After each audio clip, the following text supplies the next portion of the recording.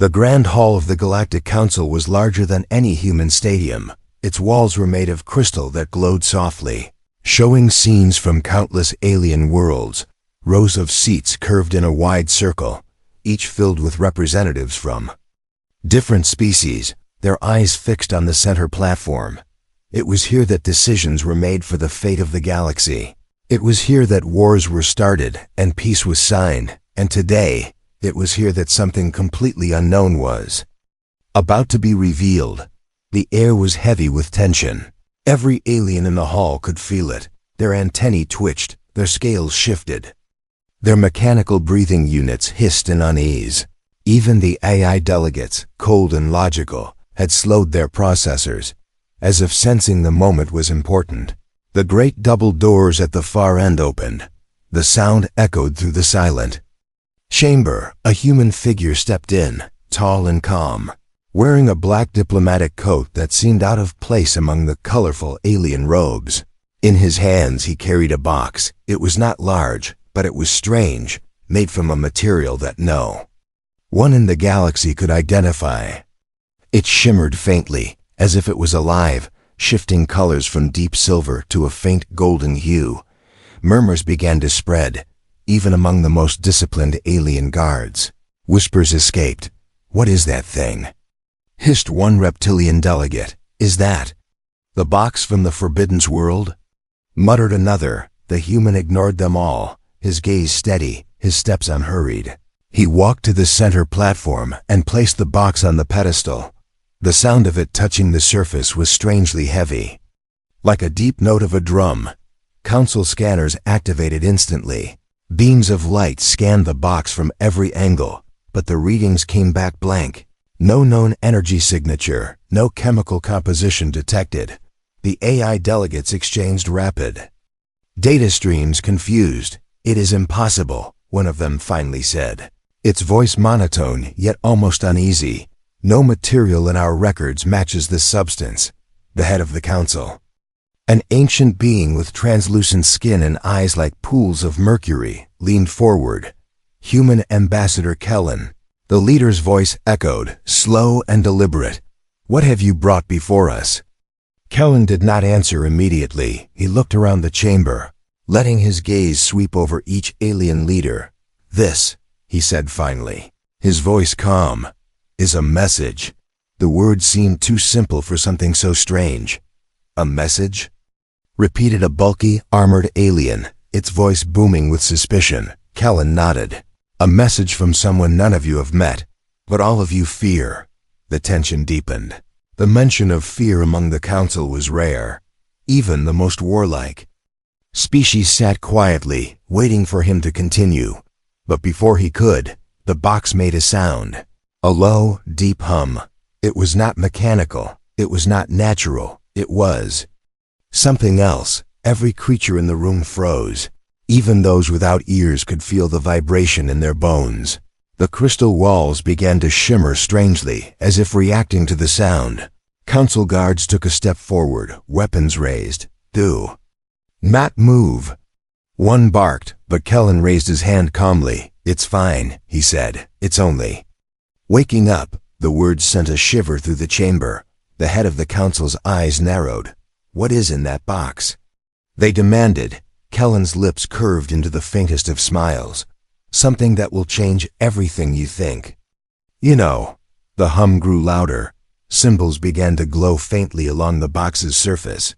Strange, twisting lines that no one recognized.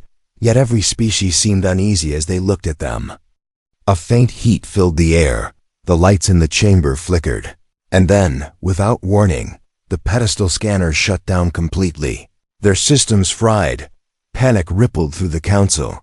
The AI delegates began backing away. The reptilian warriors hissed in alarm. The avian representatives spread their wings in defensive postures. And yet, Kellen stood still, his hand resting lightly on the strange surface. "This box," he said slowly, "was not made in your time nor in mine. It is older than your empires, older than your wars, older than your species themselves." The hum deepened. The floor beneath the pedestal trembled slightly. A faint beam of light escaped from a hairline crack on the box's surface. Every guard in the room stepped forward, weapons charged.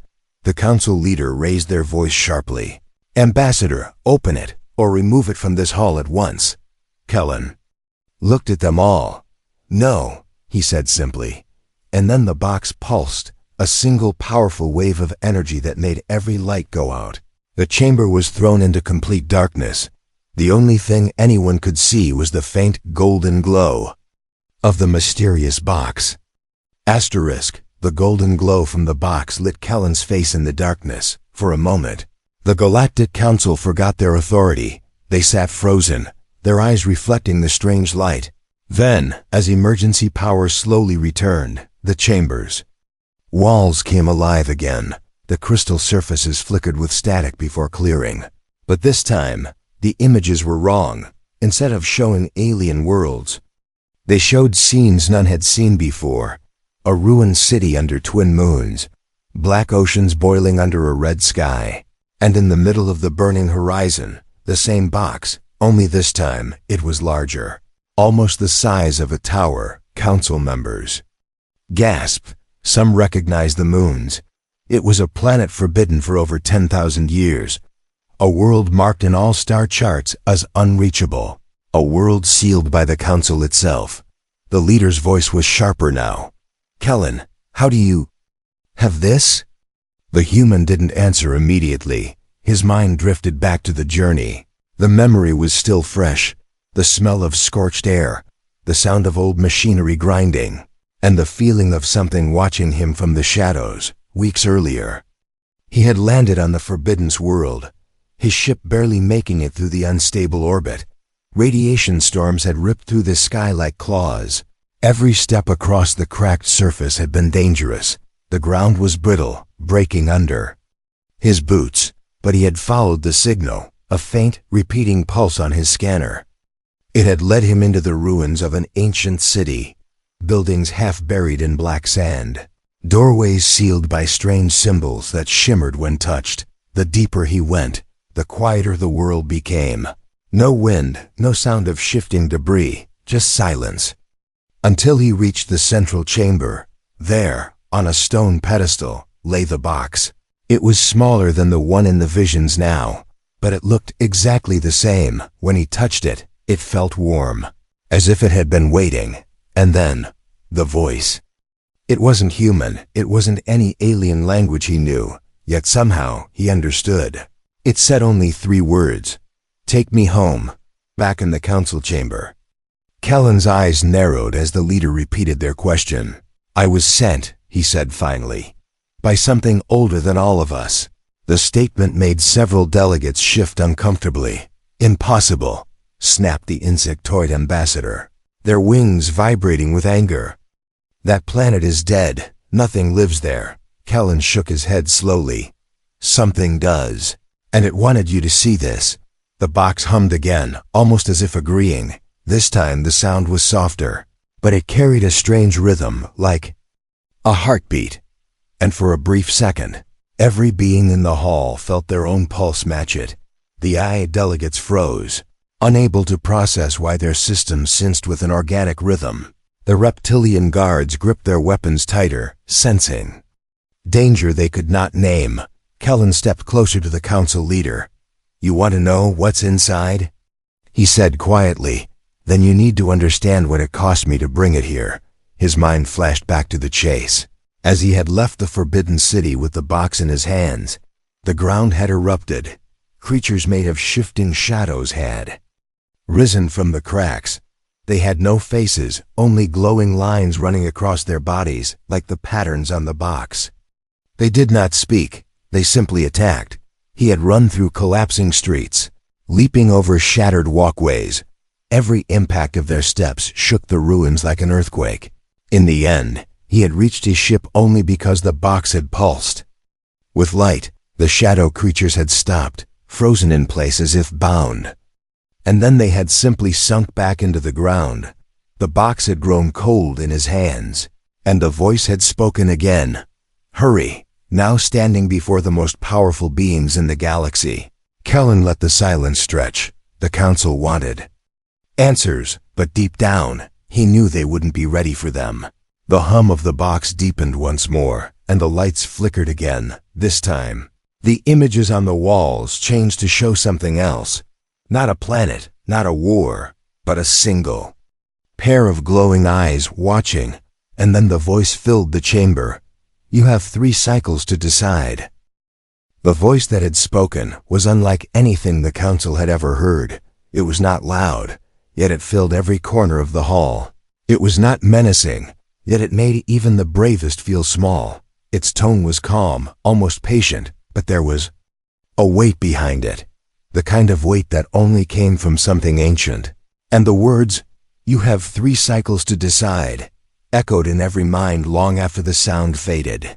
The council chamber was silent for several seconds. No one moved, no one spoke. Even the AI delegates, who normally processed information in a fraction of a second, delayed their responses. Then the murmurs began, low, uncertain whispers growing into louder arguments. The avian representative slammed one clawed hand on the table. "This is a trap," they hissed, feathers flaring. The insectoid delegate's wings rattled sharply. "It is worse than a trap. This is an ultimatum from an unknown force." The reptilian warlord leaned forward, scales glinting in the dim light. "Destroy it now, before it speaks again." Kellen stood still in the center, his hands clasped behind his back. He watched the arguments unfold. He knew this would happen. Every species in this chamber had enemies. Every species feared losing their power. And this box, whatever it truly was, threatened them all. The council leader raised one long, thin arm. "Silence," they commanded. The arguments stopped instantly. Their mercury-like eyes locked on Kellen. "You will explain how you came into contact with this object, and why it calls you its keeper." Kellen met their gaze without flinching. "I already told you," he said. "I was sent." The leader's voice sharpened. "Sent by what?"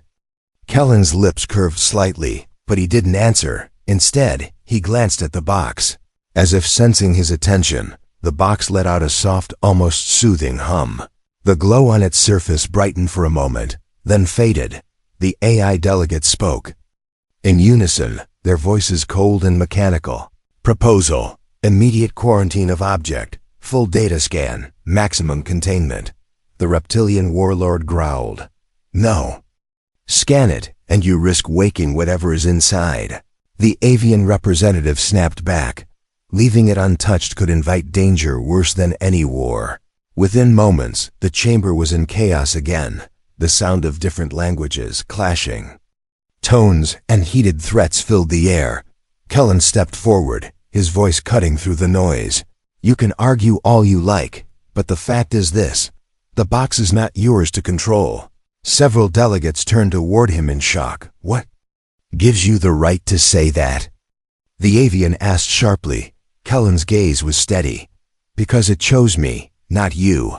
The words hit harder than he expected. It was rare for anything to choose a single being over the entire council. It was even rarer for that being to be human. A species still considered young and inexperienced in galactic politics. The council leader leaned back, their translucent skin catching the light. "If what you say is true," they said slowly, "then this council must decide whether to trust you, imprison you, or remove you." Kellen's expression didn't change. "You have 3 cycles to decide," he echoed softly, and though his tone was calm, several delegates felt an unfamiliar chill crawl up their spines. The box hummed again, this time with a subtle pulse. Every time it did so, the images on the chamber wall shifted. Now they showed visions of alien fleets burning in the void, worlds shattering under forces unseen, and through it all, a tall, glowing figure walked calmly. Untouched by the chaos, the figure's face was hidden, but every species felt an unshakable sense that it was watching them personally. The insectoid delegate broke the silence. "If we cannot destroy it, and we cannot open it safely, then what do we do?" The AI responded instantly. "We calculate probabilities." They said, "Based on the limited data, there is a 72% chance that opening the object will lead to mass destabilization of galactic order. Then we destroy it, the reptilian growled. No, Kellen said sharply, his voice firm for the first time. You destroy it, and you may never see the warning it carries. The council leader's eyes narrowed. A warning? They repeated. Kellen nodded. That voice you heard, it wasn't a threat, it was giving you time. The avian delegate laughed harshly. Time for what? To surrender? Kellen shook his head. No, he said quietly. Time to prepare. Before anyone could respond, the box pulsed again. This time, the walls of the chamber didn't show destruction. They showed a map, a star map so old that even the oldest AI couldn't identify most of the systems. And at the center of it was a single glowing point. The point pulsed in rhythm with the box's hum, and in every mind present, the same thought appeared unbidden. Whatever was inside that box was coming from there. Asterisk, the star map on the crystal walls glowed like a living thing. Its countless points of light shifted slowly, orbit lines adjusting in ways no natural system should. Alien delegates leaned forward, their expressions sharp with curiosity and fear.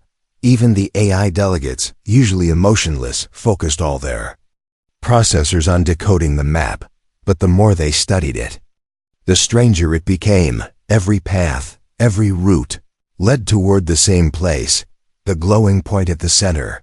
The reptilian warlord broke the silence first. That system does not exist on any chart, they growled. The AI responded coldly. It exists now. The word sent an uneasy shiver through the chamber. It was not supposed to be possible for a system to simply appear in the galaxy, not unless something made it appear. Kellen stood near the pedestal, his hands clasped loosely. He wasn't watching the map, he was watching the box. The hum had grown softer, steadier, almost like a deep, controlled breath. The symbols on its surface shifted, rearranging themselves in slow, deliberate patterns. And for the first time, the patterns formed something that looked like writing. The avian representative's feathers puffed up in alarm. I recognize that script, they said sharply. It was found on a derelict station orbiting a dead sun thousands of years ago. The insectoid delegate clicked their mandibles. Yes. And that station was destroyed the moment we tried to access its core. Kellen said nothing, but his eyes followed the shifting script closely. He couldn't read it, yet somehow, he felt he understood the meaning. It is almost time. Without warning, the box let out a soft chime. The top shifted slightly, a faint seam appearing along the edge. Gasps erupted across the chamber. Weapons were raised. Defensive shields flickered to life. The council leader's voice rang out. Containment protocols now. But before any guard could move, a thin beam of golden light escaped from the seam. It wasn't bright enough to blind, but it had a strange weight to it, wherever it touched. The air shimmered like heat waves. The light moved slowly across the floor, stretching toward the nearest wall. When it touched the crystal surface, the map dissolved instantly. In its place appeared an image so real that several delegates recoiled. It was a planet, blue oceans, green continents, vast mountain ranges, alive and thriving. But the view shifted, zooming closer. Cities came into view, their architecture unlike anything in the known galaxy. Tall, slender towers of living metal that pulsed faintly with light, and walking among them were beings, tall, graceful, their bodies half organic, half luminous. Their faces were calm, their eyes shining like twin suns. Several council members whispered in disbelief. They are extinct, the avian muttered. They were destroyed before the council was even formed. The insectoid's voice was tight. If they have returned. The image on the wall shifted again. Now it showed the same planet, but centuries later. The oceans were black, the cities shattered, and in the center of the destruction stood a single figure holding the same box now sitting in the council chamber. Its glowing surface was brighter than the fires around it. Kellen's voice broke the heavy silence. This is not just a container, he said. It's a message, a warning, and something else. The reptilian warlord's tail lashed in frustration. Enough riddles, human. Open it. Kellen's gaze shifted to the council leader. If I open it here, you may not be ready for what comes out. The leaders Mercury-like eyes were unreadable. We may have no choice, they said. The decision must be made before the cycle's end. The seam on the box widened slightly. The glow grew stronger, filling the chamber with golden light. And for just an instant, a shadow moved inside. Not the shape of a weapon, not a machine, but something alive. It was gone as quickly as it appeared, but Kellen had seen it, and he knew the council had. 2. The hum deepened once more, and the script on the box changed again. Prepare the way. The chamber had never been this silent. Even during declarations of war, there had been whispers, movement, and the quiet hum of translators. Now all sound was gone except for the slow, deep pulse of the box. Each hum felt heavier, as if it was counting down to something no one could stop. The council leaders stood, their translucent skin catching threads of golden light. This object will be opened under controlled protocol, they said, their voice steady but sharper than usual. No one will leave the chamber until the process is complete. At their command, the floor of the hall shifted. Sections of the crystal surface slid apart, revealing hidden machinery beneath. Tall pillars rose from the ground, each one covered in scanning devices and energy barriers. These were not ceremonial. They were the council's highest-level containment measures, usually reserved for unstable weapons, collapsing singularities, or dangerous biological entities. Today, they would be for the box. 6 chosen delegates stepped forward, one from each of the most powerful species. They moved toward the pedestal slowly, each wearing protective gauntlets that shimmered with layered force fields. The I delegates. Voice filled the air. Synchronization required. All locks must be disengaged within the same microsecond. The reptilian warlord gripped their gauntlet tightly. I do not like this, they muttered, their tail coiling. The avian representative's feathers rustled in agreement. No one should like this, they replied. Kellen stayed at the pedestal, one hand resting on the box. You can surround it with all your barriers, he said quietly, but it will only open if it wants to. Several delegates frowned at his confidence. They didn't know if he was bluffing, or if the strange object truly had a will of its own. The council leader nodded to the AI. Begin sequence. Around the box, thin streams of light extended from the 6 gauntlets, each beam connected to a different locking point along the box's surface. The symbols on the box shifted again, forming a pattern that seemed to pulse in sync with the delegates' heartbeats. Some felt the strange rhythm in their bones, others in their minds. Kellen, however, felt it directly in his chest, as if something inside him was answering back. The AI began the final countdown. 3, 2, 1. Disengage. The 6 locks released at the same instant.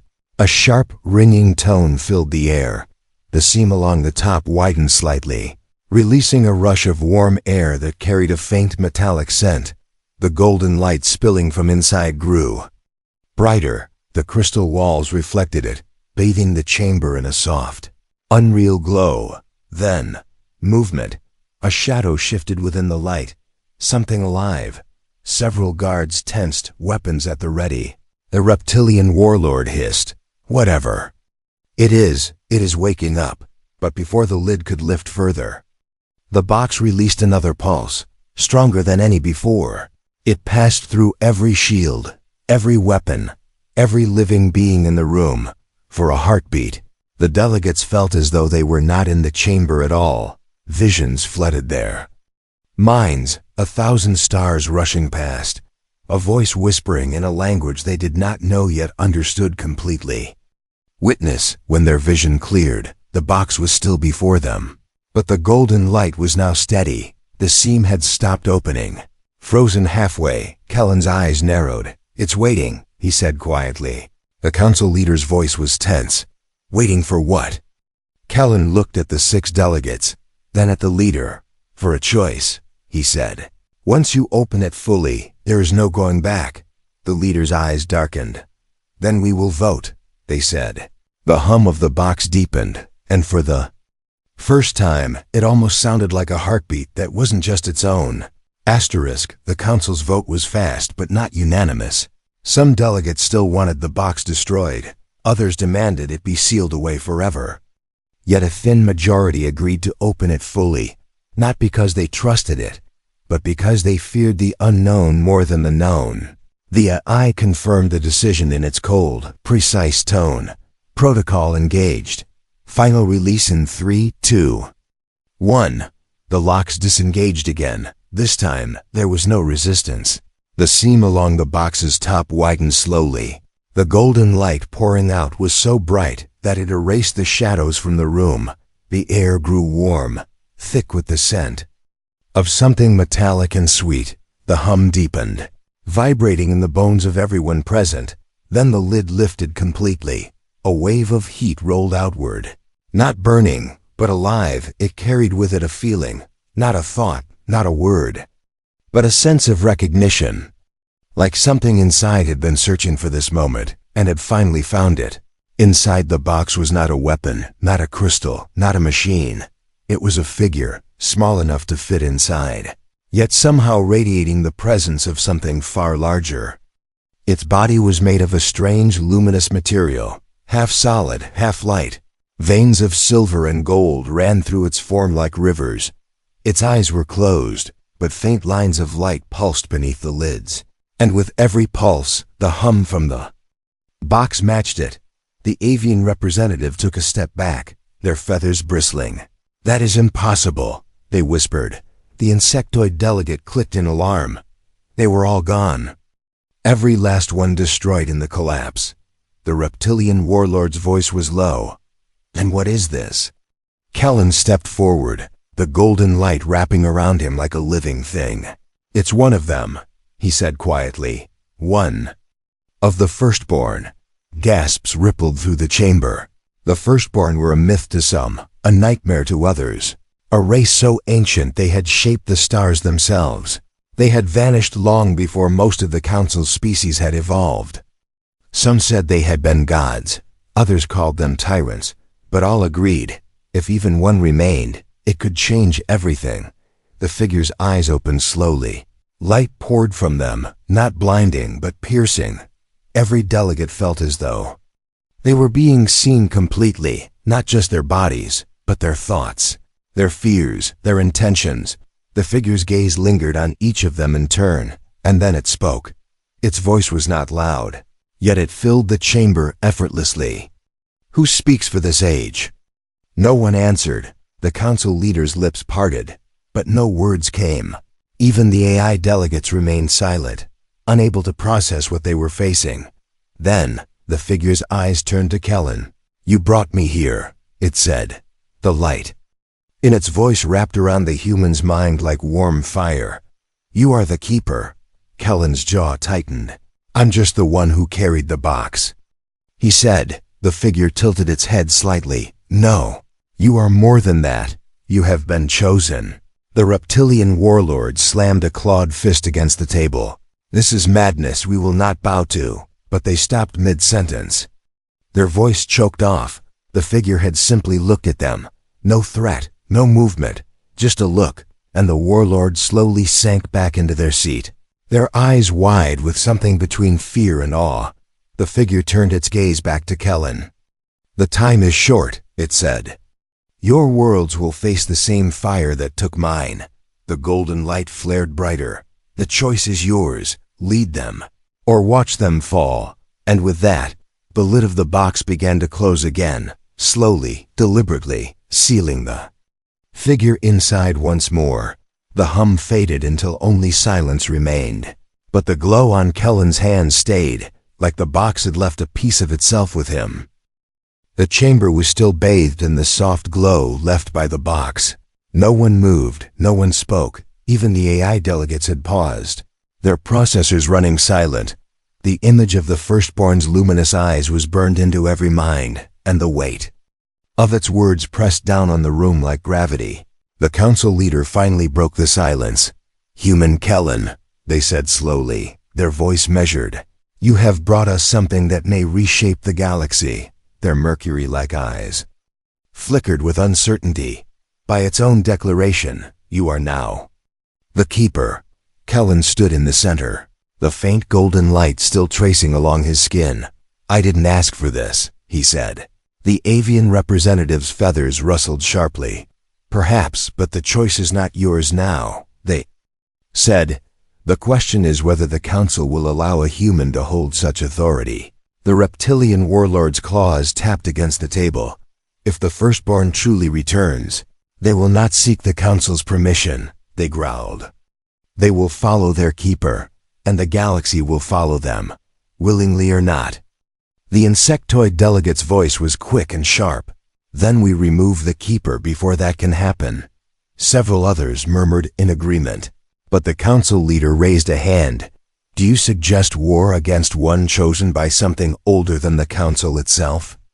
The murmurs died instantly. Even the thought carried danger, because if the firstborn could appear once, they could appear again, and there was no telling what they would do if their keeper was harmed.